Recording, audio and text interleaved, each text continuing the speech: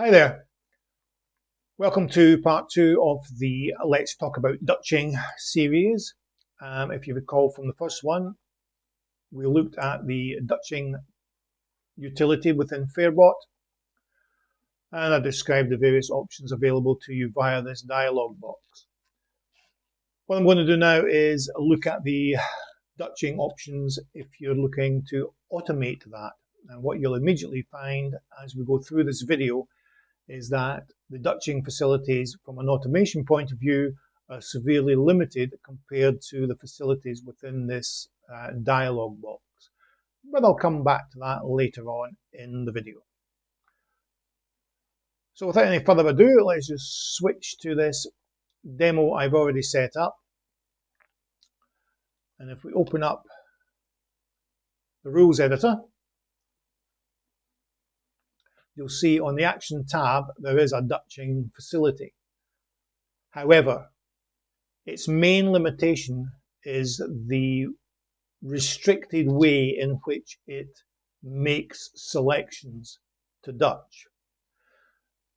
So you'll find all the usual controls in here. You can specify whether you're Dutching by back or by laying, the stake available or required profit, the stake amount via fixed amount, percentage of balance and bank, and you've seen all these things before. But here's where the limitation starts to come in. In any action that you're performing via automation, you have to specify to Fairbot the selection that you want it to act upon. The Dutching side of things only allows you to specify essentially a hidden version of the grid, if you like, and you can sort that grid by Betfair row, back odds, lay odds, last traded price, and so on and so forth. And you can sort that in ascending order or descending order. Now, when you specify any of these and specify the sort order, it is not rearranging the grid on the screen. It's essentially holding the sort order of that grid in memory for the automation process to make use of. Once you've actually established the sorting order, the selections are then made based upon these controls down here. So you can either choose all, and that's a fairly limited option, because if you choose all when you're Dutching and try to Dutch every single runner, the Dutching process will fail because the book value will be exceeded, as you saw in the last episode. The only way to get around that would be to increase or ask for higher odds. And you can do that via this selection here. So you can choose the best back odds and then simply increase that to ask for 5 ticks higher on every runner if you've got the all option selected. Generally speaking, when you're using the Dutching option within the Fairbot automation side of things, you specify your selections via indices. In other words, having established what the sort order is, now at the moment I've got it set to the standard Betfair row in ascending order. So if I move that out of the way, you'll find that if you specify indices, if we go with the example here, you'll find that 1 to 3, it will back the first 3 in this list, and the 5th one, so 1, 2, 3, 4, 5 down, so that'll be River Chorus. And E2 means it will be the second one from the end, so it will also be Elegant Ellen if you were to follow that. So you just click into this box, type in whatever selection indices you wish. So for example, you might do something like that, followed by a comma, and then put in a 10. So essentially that says select all the runners from 3 to 5 and the 10th based on this sort order.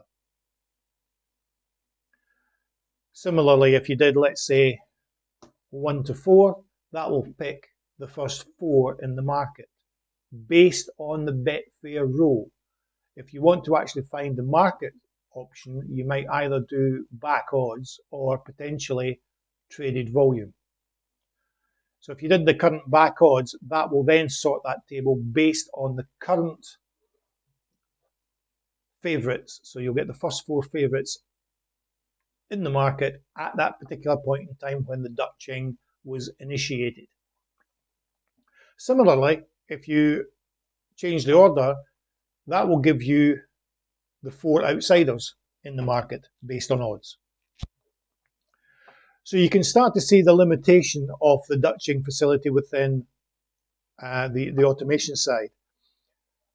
Keeping in mind the whole idea of setting up an automated strategy is to configure it such that you can then assign it to any number of events over a period of time, whether that's day to day or much further in the future.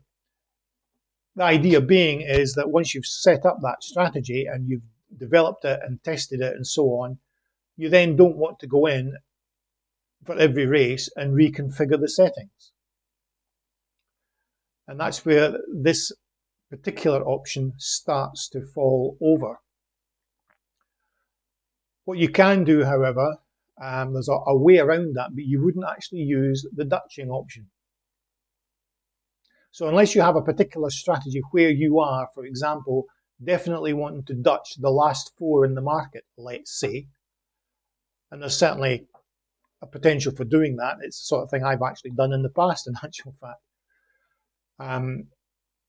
The Dutching action is actually limited. Now, I have spoken to Andre at Benteco about improving the Dutching options, and I believe he is having a look at it. But when that gets implemented and in what form it takes, I have absolutely no idea. But the main issue is the selection process. It doesn't allow you to select runners in advance. Say, for example, you might do some form analysis the night before the racing or in the morning before going to work. There isn't a mechanism that allows you to simply assign this strategy to a number of races and then say, right, I need horse XYZ from that race and horse ABC from the other race. And therein lies the problem with the Dutching option. Now, there is a workaround, but bizarrely it doesn't involve Dutching. What it does involve is choosing the place a bet option. So if we click on that, and again, you'll have seen this one before. So again, we choose the selection and the one that we want. So we're going to assume, let's say, that we want to be able to go in, once we've assigned a strategy to a number of races, we want to go in and say, right, I want you to pick individual horses. And we want to do that at runtime. Now, I've shown you this before. There are videos elsewhere on the channel, so you can, by all means, browse for those. But we'll do a demonstration for the purpose of this video as well. Choose the back type. There's going to be a back bet. The fixed odds, let's choose the best back odds. And just for fun, we'll increase that with 5 ticks. Now here's where the change comes. Instead of doing a fixed amount for your bet size, we're going to choose by book percentage. And we specify a figure in here which represents the overall total stake spread across the field if you were to back every single runner. Now, you wouldn't do that because, of course, you'll end up with bets going in. Because we're just placing a bet rather than a Dutch, it won't cause an error. So you'll end up with individual bets going in on each and every runner. And that won't win because you'll end up with a loss. You're bound to have a loss if you do that. But in the real world, what you'll be doing is backing 1 or 2 runners. So what will happen is it looks at the odds of each individual runner and assesses the stake required based on their book value, i.e. their odds. So you may find that you need to play with this figure, but we'll do a demonstration shortly. Okay, And again, you'll have the usual fill or kill options as you do in normal bet placement. And you also have your bet persistence. Okay, so we'll just leave those settings as they are. Click on OK, and I'll show you that in action. So we just come out of this. We'll need to save that. So what you'll find now is you now have a little bit here that says unknown. So let's say in the morning you've done your form analysis and you've assigned this to a race. You can now select your corresponding runner, and you'll see those runners in this drop down box here are the same as these runners here. Not in the same order because I've got a different order here. Let me just go to as on Betfair, click on the unknown option, and you'll see these ones listed here. And I think I've got that set to descending. Yes, I have. So you'll see they're in the same order, got there in the end. That's actually another illustration of how the settings within your strategy, the sort order of that grid, doesn't affect the sort order displayed on the screen. Okay, so you can just randomly, I'll do it here, select Eastern Star. So you've done your form analysis, you can use that mechanism in advance to assign the strategy to a race and pick your runner. Of course, that's just a single bet, so we want to do a Dutch. So the way to do that is to, if we open up the strategy editor again, we just simply copy and paste that, however many times we want. Now, when Dutching a race, particularly with a view to trading out in running, I wouldn't necessarily recommend making more than 3 selections. Indeed, I try to limit it to 2. The reason for that is, if you increase the number of selections you have in your Dutch, when it comes to the point where you wish to trade out in running, you may find that some of those runners have already increased in odds out to 1,000, and so the corresponding lay wouldn't be placed. But perhaps worse than that, you may find that when the trade out option is triggered, either automatically or you manually press the green up option, some of those runners may already be quickly increasing. They may be quickly drifting. And so the corresponding lay that's placed on that runner as part of the green out process may not be matched. So you may not necessarily get a proper green out. So just be aware of that. And one of the ways to reduce that is to try and minimize the number of runners that you have involved in your Dutch. Of course, if you plan simply to let the Dutch run through as a bet, that's not an issue. So when it comes to the automation side of things, when you go from race to race to race, you have no idea how many runners you are going to select for each individual race. But keeping in mind my tip about the number of runners that you would select, you may want to create simple rules here, which are all the same for all intents and purposes. And let's say you wanted to create 5. So on the very odd occasion, you might want to select 5 runners. But generally speaking, it's not an issue. You would only select 2 or 3. Now, obviously, you would go in and rename these to something sensible like select first runner, select second runner, select third runner. But I'll just leave that as it is to save time. So if we save that and close it away, we now have these 5 selections. So we can now go in and choose our runners that we've already analysed and what we want to have within the Dutch. Now here's the important point. Although I have 5 rules selected here, if I do not specify a runner in one of these rules, that rule will not be triggered when the bet placement happens. And as a result, the bets will be based only on those ones that you've selected. So you can have 5 rules in here, it's just that It just means that when the bets are placed, some of them aren't implemented. And that then, of course, allows you to select from race to race 2 runners, 3 runners, all the way up to 5 runners, or indeed just 1 runner, if that's what you want to do.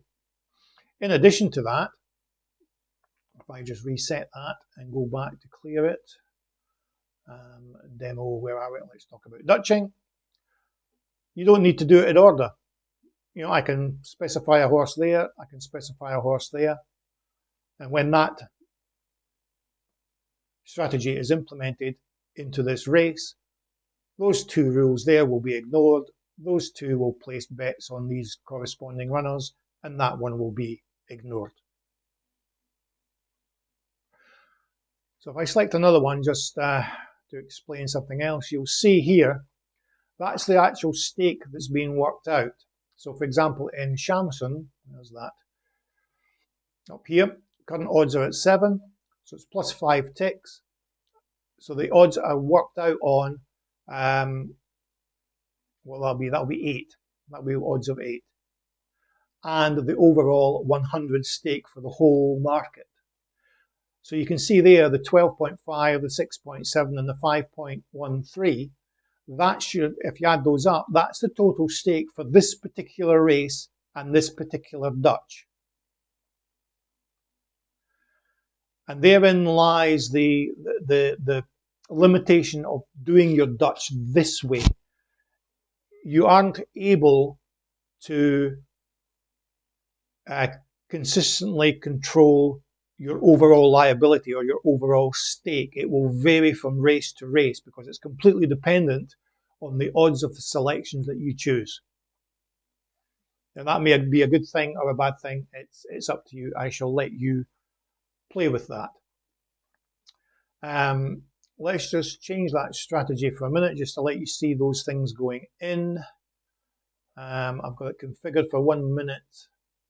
Okay, so what we'll do is we'll skip ahead to the first race and let you see that in action. But in the meantime, before I do that, let's just recap compared to the manual method.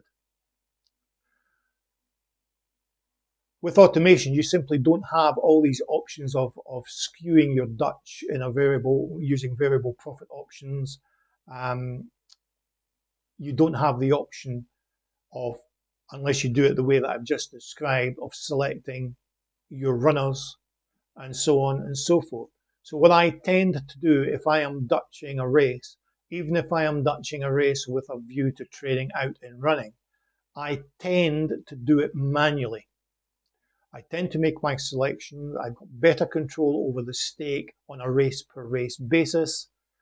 And what I then do is I use an automated strategy or an automated rule that will simply green up when a particular target profit is hit. So I'm still using automation when I do Dutching with a view to trading out.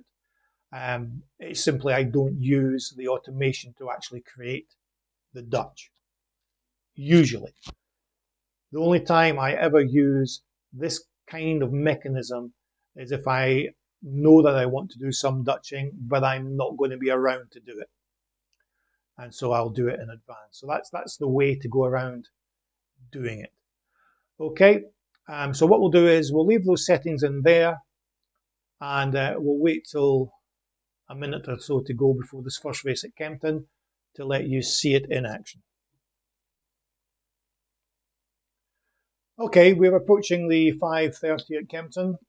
Whilst I was away, I took the liberty of removing the plus 5 ticks requirement from the back bets. So the bet should go directly in at the current back odds. So we're looking for a back on Shamsun, Axel Jacqueline, and Christine's Angel. And they should just go in shortly. There we go. Okay, so you can see that this is like a normal Dutch.